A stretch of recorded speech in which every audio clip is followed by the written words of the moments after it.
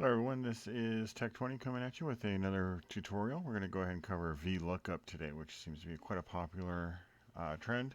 So we're going to explain what VLOOKUP is and how it works, and then we'll go ahead and do a calculation on this spreadsheet over here. So what VLOOKUP does is it actually looks for data that's located within your spreadsheet. So for example, if you're looking for something in specific in your spreadsheet, then of course you're going to go ahead and do this. What I've done is go ahead and made a table with sales goals, so sales amount, minimum, maximum, and a commission percentage.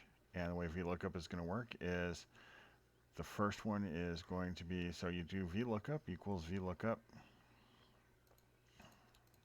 right here. So we'll go ahead and type that, VLOOKUP. You want to go into our open parentheses. So we're going to do the lookup value, which is going to be the sales. So however many sales that this particular person made. So that's going to be cell B10. We're going to put a comma there. Then we're going to do the range. So that range on this is going to be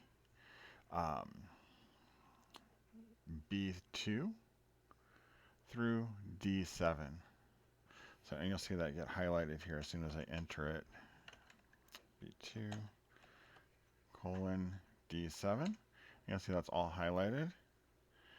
And again, which column, so the index column number, which column are you trying to reference?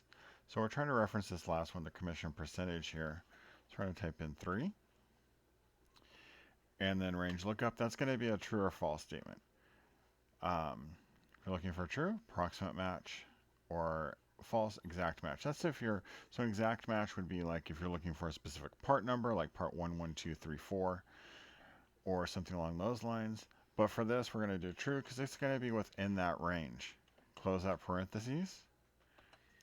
And now it starts out with a default of 2% because we're looking at sales amount is 0. And if you reference this up here, you're also seeing 0.